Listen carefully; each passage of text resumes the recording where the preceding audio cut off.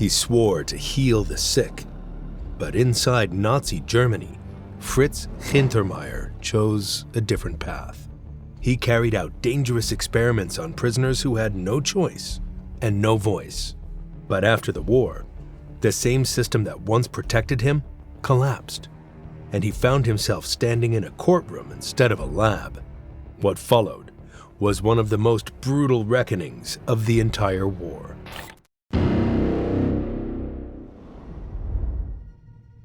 Before he stood under a gallows, Hintermayer was a young man growing up in a country that felt defeated and angry. He was born on October 28, 1911 in Munich, the capital of Bavaria in southern Germany. After World War I, it became a hotbed for nationalist politics. It was the city where radical right-wing groups gathered in beer halls. It was where Adolf Hitler first built his following in the early 1920s.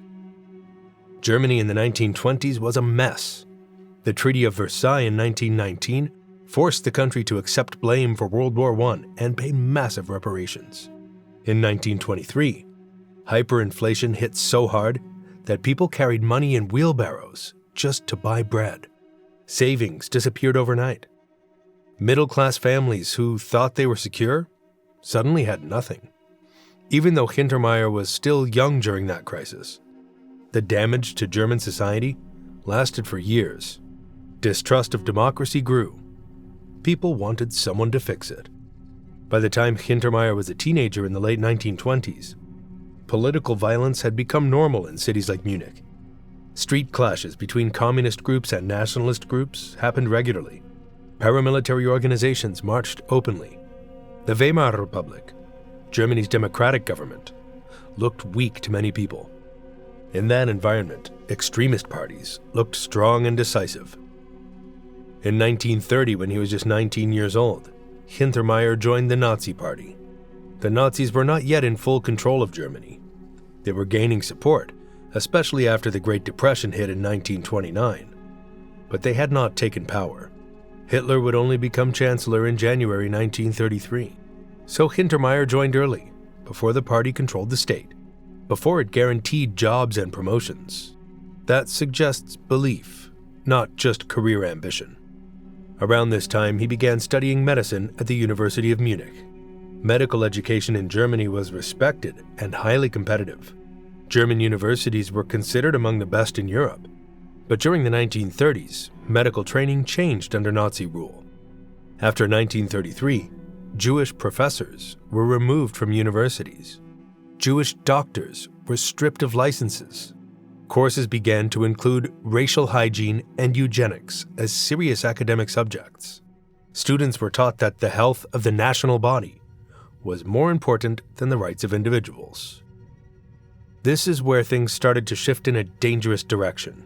Future doctors like Hintermayer were trained not only to treat illness, but also to think in terms of biological value. They were told that people with disabilities, mental illnesses, or hereditary diseases were a burden on the nation. These ideas were wrapped in scientific language, charts, statistics, and genetic theories. It did not sound like hatred. It sounded clinical. That made it easier to accept. By 1935, the Nuremberg laws were passed, legally separating Jews from the rest of German society. By 1938, during Kristallnacht, Jewish businesses and synagogues were attacked across Germany. Medical students witnessed all this. Many supported it. The line between medicine and ideology kept getting thinner. Then came September 1st, 1939.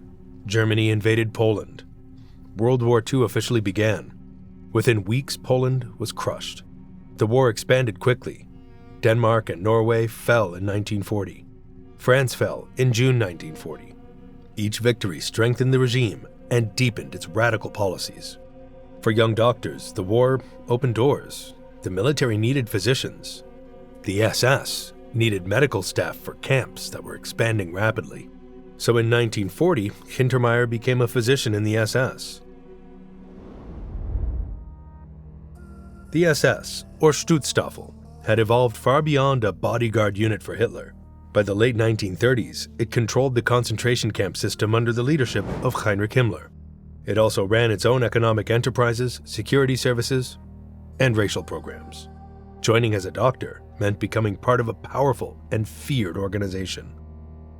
One of the key camps in that system was the Dachau concentration camp, opened in March 1933 just outside Munich.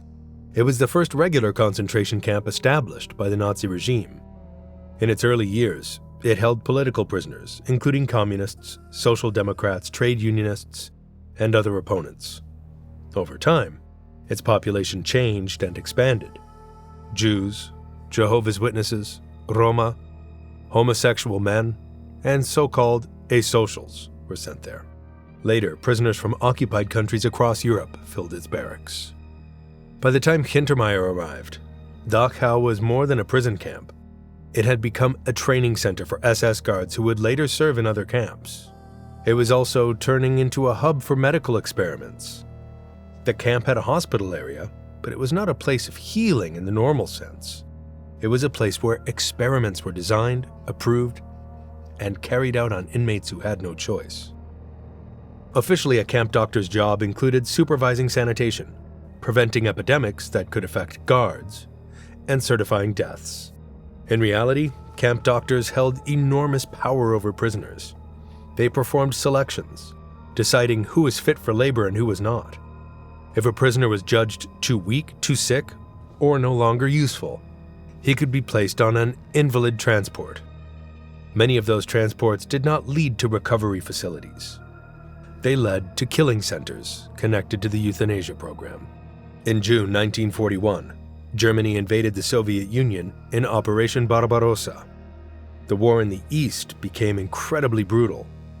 Millions of Soviet soldiers were captured. Large numbers were sent to camps, including Dachau. Many Soviet prisoners of war were executed by shooting shortly after arrival, especially political officers. Others died from starvation, disease, or forced labor. The death rate was staggering. Camp doctors played a role in this system. They certified the causes of death. They signed off on paperwork. A body that died of starvation might be listed as pneumonia or heart failure. The records often hid the real conditions. At Dachau, medical experiments expanded sharply between 1942 and 1943. The Luftwaffe, the German Air Force, wanted data to help pilots survive extreme conditions. So doctors conducted high-altitude experiments in low-pressure chambers to simulate conditions at 20,000 meters. Prisoners were locked inside as air pressure dropped. Some lost consciousness. Some suffered brain damage. Several died during the tests. There were also freezing experiments. Prisoners were immersed in ice water or left naked outdoors in winter conditions to test how long a human body could survive extreme cold and how best to revive it. The results were recorded carefully. Body temperatures were measured, recovery attempts were timed. Many subjects died from cardiac arrest or shock. Hintermayer's direct connection is most clearly documented in the malaria experiments conducted in Dachau in 1942 and 1943. Around 1,200 inmates were used in these experiments. They were deliberately infected with malaria parasites, often through bites from infected mosquitoes or injections of infected blood. The goal was to test new drugs and treatments for German soldiers fighting in malaria-prone regions like North Africa and the Balkans. The prisoners chosen were often healthy men who were made seriously ill on purpose. High fevers followed, severe chills, headaches, organ complications. Some were given experimental medications in varying doses. Others were left untreated to observe the natural course of the disease. Dozens died as a direct result of these infections or from complications. Records and later trial evidence showed that Hintermayer assisted in or directly participated in these malaria experiments. He was not just walking through wards. He examined infected prisoners. He monitored their symptoms. He helped document results. He signed medical reports connected to the project. The lead physician for the malaria research was Dr. Klaus Schilling, an older tropical medicine specialist. But assistants like Hintermayer were essential for daily operations. Dachau was only one link in a much larger chain, and soon that chain would lead him into an even darker system. Long before gas chambers operated in occupied Poland, the Nazi state had already started killing its own citizens inside Germany and Austria.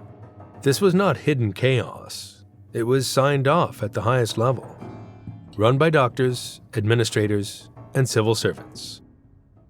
The program was known as Aktion T4. The name came from its headquarters address at Tiergartenstrasse 4 in Berlin. It began in late 1939, shortly after Germany invaded Poland. The official cover story was mercy killing for people considered incurably ill. In reality, it was systematic murder of people with physical disabilities, mental illnesses, epilepsy, schizophrenia, and other conditions the regime labeled as life unworthy of life. Doctors and nurses were ordered to fill out detailed forms on patients in hospitals and asylums. Panels of physicians reviewed these forms. They did not examine most patients in person. A red mark on paper could mean death. Families were not told the truth. 6 main killing centers operated during the official T4 phase between 1940 and August 1941, including Brandenburg, Grafenegg, Bernburg, Sonnenstein, Hadamar, and Hartheim Castle in Austria. Hartheim was especially significant. It was a former Renaissance castle near Linz that was converted into a killing facility. Gas chambers, disguised as shower rooms, were installed. Carbon monoxide from steel cylinders was piped in to suffocate victims. People were transported in gray buses with covered windows. Neighbors sometimes saw these buses arrive at hospitals and leave filled with patients who never returned. Victims were told they were being transferred for better care. Within hours of arriving at Hartheim and other centers, they were dead. Their bodies were cremated on site. Ashes were mailed to families in urns, along with falsified documents. Between January 1940 and August 1941, about 70,000 people were murdered during the official T4 phase. Public protests, including criticism from some church leaders, like Bishop Clemens von Galen in Münster, forced Hitler to officially halt the program in August 1941. But the killings did not truly stop. They continued in secret in what historians called wild euthanasia. Patients were starved, injected with lethal drugs, or neglected to death in hospitals. By 1945, the total number of disabled victims killed under the broader euthanasia program exceeded 200,000. Now, this is where it connects back to doctors like Hintermayer. The euthanasia program created a trained group of medical personnel who had direct experience in mass killing. They learned how to manage gas chambers. They learned how to organize transports. They learned how to falsify records and maintain secrecy. When the regime moved toward the extermination of Jews in occupied Poland, many T4 doctors and technicians were transferred east. Personnel from T4 became key figures in Operation Reinhard, the code name for the extermination of Jews in the general government of Poland. Camps like Belzec Extermination Camp, Sobibor Extermination Camp, and Treblinka Extermination Camp were staffed in part by men who had worked in euthanasia centers. The gas chamber technology used there was directly based on what had been tested in places like Hartheim, though the method shifted from bottled carbon monoxide to engine exhaust in many cases. Even if Hintermayer was not stationed at Hartheim itself, he operated within the same medical and SS networks shaped by T4. The ideology was identical. The idea that doctors could decide who was worthy of life had already been normalized. Once that line was crossed, expanding the target group became easier. By 1944, Germany was clearly losing the war. Allied forces landed in Normandy in June. Soviet troops were advancing rapidly from the east after victories at Stalingrad in 1943 and Kursk. The bombing of German cities intensified. Inside the camps, conditions grew worse. Prisoners were overworked, underfed, and packed into overcrowded barracks as evacuations from eastern camps pushed more inmates westward. Under pressure, the SS did not slow down. In many places, brutality increased. Records were destroyed. Witnesses were eliminated. Doctors continued selections and experiments, even as the front lines moved closer. By early 1945, Germany was being crushed from all sides. On April 29, 1945, soldiers of the U.S. 42nd and 45th Infantry Divisions reached the Dachau concentration camp. What they found stunned them. Boxcars filled with decomposing bodies sat on nearby tracks. Inside the camp were thousands of starving prisoners. Many were skeletal, too weak to stand. Typhus had spread rapidly in the final months. Barracks were overcrowded far beyond capacity. American troops discovered evidence of medical experiments. They saw the crematoria and gas chamber facility at Dachau. Even hardened soldiers who had seen combat were shocked by the scale of death. SS guards reacted in different ways. Some fled before the Americans arrived. Some tried to change into civilian clothes to avoid capture. Others were captured on the spot. A number were shot by enraged American soldiers in the chaotic hours after liberation. After Germany's unconditional surrender on May 7, 1945, the Allies began systematic investigations. They gathered documents left behind in camps and SS offices. They interviewed survivors. They collected medical records and administrative files. Names of camp doctors and staff were identified. Fritz Hintermayer was arrested in the post-war period. Like many SS personnel, he tried to disappear into civilian life after the collapse. Germany was in ruins. Millions were displaced. It was possible for some to hide. But the Allied forces were actively searching for camp staff, especially those involved in medical crimes. The trial of Dachau personnel took place in 1946 before a U.S. military tribunal held at the former Dachau camp complex, which had been converted into a detention and trial site. It did not have the global publicity of the doctors' trial in Nuremberg that prosecuted high-ranking medical officials like Karl Brandt, Hitler's personal physician, and Reich Commissioner for Health and Sanitation. But the charges were just as serious for the men in the dock. Hintermayer stood accused of participating in medical experiments that violated basic human rights and caused severe suffering and death. The malaria experiments were central to the case. Documents tied him to the program through his role as a camp physician who assisted in monitoring, examining, and reporting on infected prisoners. The prosecution argued that participation in such experiments, carried out without consent or under coercion, constituted war crimes. The tribunal reviewed testimony and records. In late 1946, Fritz Hintermayer was found guilty. On December 13, 1946, he was sentenced to death by hanging. There was no life sentence offered as an alternative. No drawn-out appeals lasting decades. The military justice system moved with speed. He was 35 years old at the time of sentencing. After being sentenced, he was transferred to Landsberg prison in Bavaria. The place had heavy history behind its walls. In 1924, after the failed beer hall putsch in Munich, Adolf Hitler had been imprisoned there. During that time, Hitler dictated much of his political manifesto, Mein Kampf. So the same prison that once held the future dictator now held men who had carried out his policies. By 1946 and 1947, Landsberg was being used by American occupation authorities to house and execute convicted war criminals. It became one of the main execution sites in the U.S. zone of occupied Germany.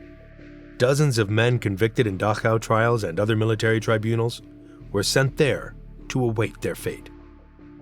The executions were carried out under U.S. military authority. The hangman assigned to many of these cases was Master Sergeant John C. Woods, a U.S. Army executioner who had already taken part in some of the most famous post-war executions.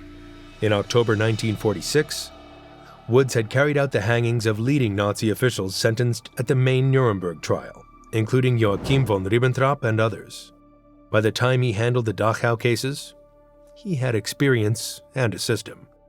On May 29, 1947, Hintermayer was scheduled for execution. That morning, several condemned Dachau war criminals were to be hanged one after another. The process was structured and timed. Prisoners were held in cells, then brought out individually when their moment came. Hintermayer was escorted by guards into the execution chamber inside Landsberg. His hands were bound behind his back. A black hood was placed over his head to cover his face.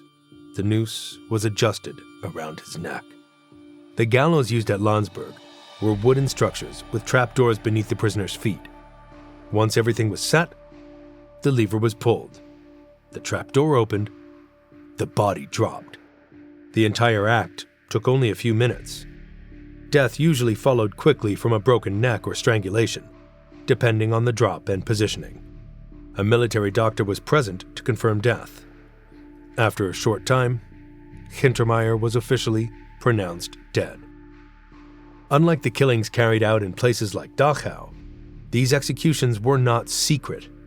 They were recorded and documented by the American authorities. Photographs were taken. In some cases, limited footage was captured.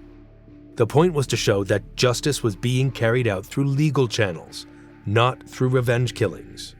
There were no hidden cremations, no falsified death certificates. The date was clear, the charge was clear, the sentence was clear. Hintermayer had spent years working in a system where doctors chose who would be infected, who would be declared unfit, and who would quietly disappear. His own death came in minutes.